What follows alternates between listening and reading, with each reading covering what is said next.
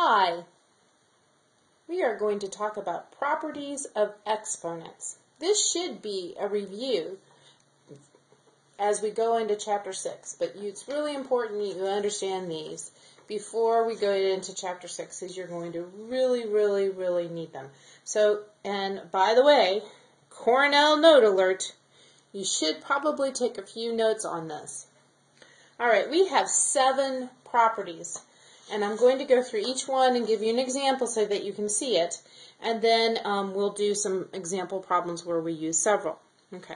The first property, and you may remember this, is that anything, any value to the 0 power is 1.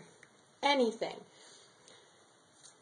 4,198 to the 0 power equals 1.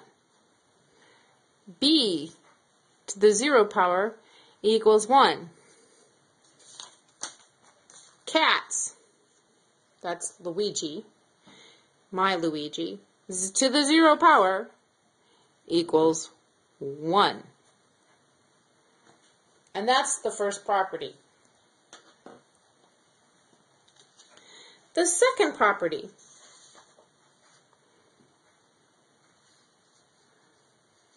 any value to a negative power equals just 1 over that value to its opposite. And it goes both ways. So if you have a negative in a denominator, you can also put that to the numerator and make it positive too. So you're just changing it to the opposite and changing it to the other side of the fraction bar. So let me give you a couple examples, an example of that, which will help make sense of it. So for example, if I have 4x squared, or x to the negative 2, that equals 4 over x to the second power. Okay? All right. That is the second one. And we're going right along. Here is the third property of exponents that you will need to know.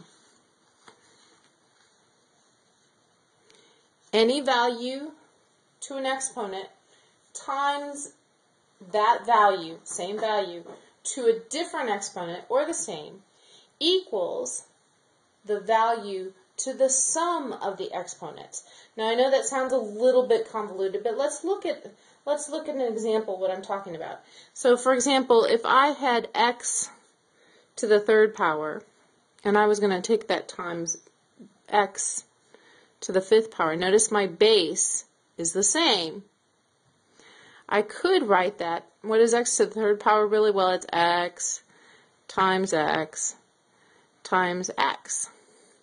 And my x to the 5th power, let me get that a different color just so you can see it differently, is x times x times x times x times x. There's 5 x's and there's 3 x's.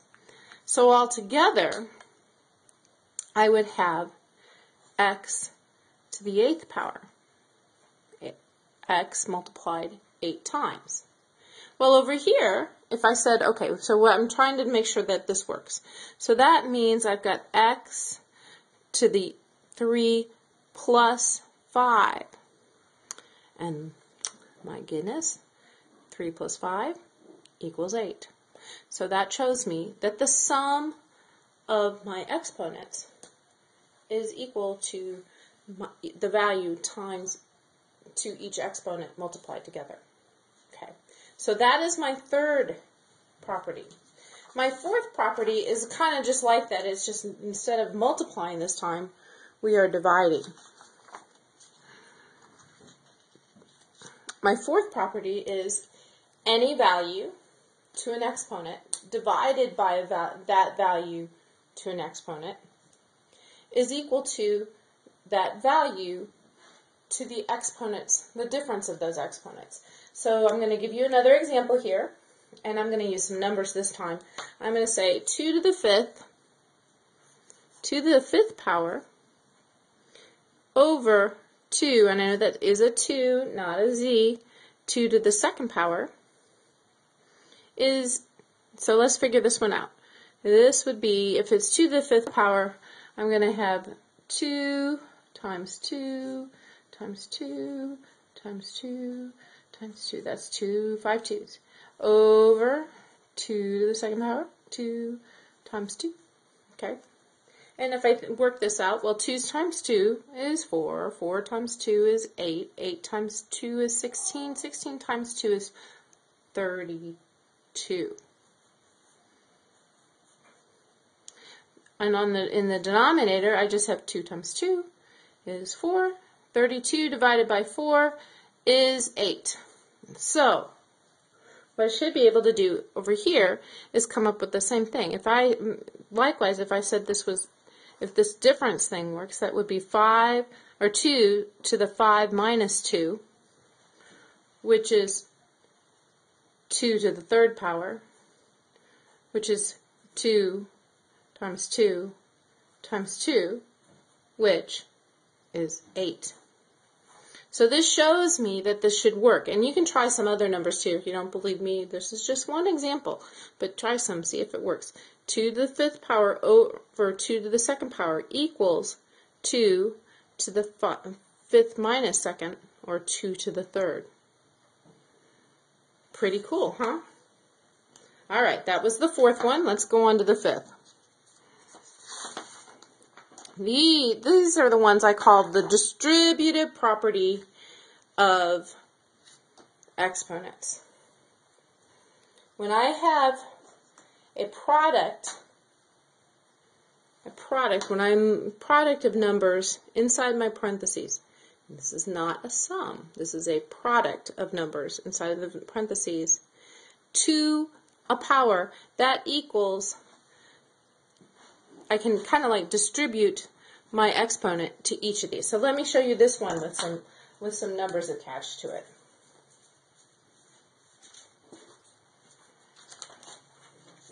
So for example, and I'm just putting some numbers in here. You know these answers, but let's do this way. I have 3 times 5 squared. And if I would expand that out without multiplying it, I could say that 3 times 5 squared, if this is true, that would mean that this is 3 squared times 5 squared. Well, 3 squared is 9. 5 squared is 25. 9 times 25, well, 9 times 25 is 225. I always think about that as like 8 times 25 is 200, because that's $2. And then if I had another 25, that's 225. Okay, so that anyway, that ends up being 225. Well, if I had done this the way I normally do it, which is do the things in the parentheses first, I would have said 3 times 5 is 15, and 15 squared is 225. So you can see it works either way. So you're wondering why we're doing that? Because normally we have variables and we need to simplify with variables. So that is our property number 5, which I call the distributive property of exponents. But I'm the only one that calls it that, so don't call it that just because I do. Or don't think it's going to be like that in every textbook. Oh, excuse me. Number 6. We're getting there. This is also kind of like the distributive property, except we're doing division this time. So this one says that if you have any value over any other value raised to an exponent, n, that I can kind of just distribute that exponent to the numerator and the denominator. So let's look at what this looks like with some numbers attached to it. I'm going to put 6 over 3